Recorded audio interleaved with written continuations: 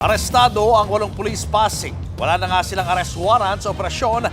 Nagnakaw pa raw sila ng nasa kalahating milyong pisong halaga ng gamit at alahas. Nasa frontline na balitang yan, si Brian Castillo. Siya po yung makit siya rin ako.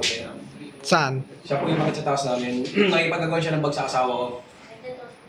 Kasi ito lang yung sisarap na lang siya. Ito yung umakusap sa akin, pati... Kinilala ng lalaking ito ang 8 pulis na nagnakaw daw sa kanilang bahay sa kasagsagan ng drug operation sa Pasig City.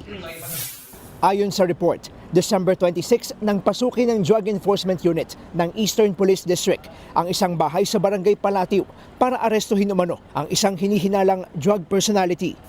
Pero reklamo ng may-ari ng bahay, walang kaukulang warrant ang mga pulis at tinangay pa ang kanilang gamit at mga alahas na nasa kalahating milyong piso ang halaga.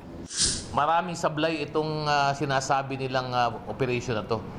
Simula doon sa pagkakukulangan ng koordinasyon doon sa PIDEA, kakulangan ng papeles sapagkat wala man lang itong kahit anong warrant upang gamitin sa pagpasok ng pamamahay ng isang pribadong individual.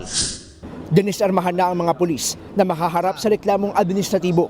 Sa ngayon, nasa restrictive custody na sila ng EPD at nasampahan na rin ng reklamong kriminal, kabilang ang robbery at violation of domicile o ang illegal na pagpasok sa bahay. May ranggong patrolwoman at police captain ang mga idinimanda. Itinanggi ng mga sospek ang akusasyon laban sa kanila. Posibleng penalty nito ay dismissal from the service. Wala hong wala hong second chance dito. Huwag niyo pong itaya ang inyong kinabukasan, ang inyong rangko, ang inyong pensyon, ang inyong pangalan dahil lamang sa pagkakamali. Nagbabalita mula sa frontline, Brian Castillo, News 5. Mga kapatid, Julius Babaw po. Para sa komprehensibo at makabuluhang balitaan at talakayan, mag-follow at mag-subscribe na sa social media pages ng News 5.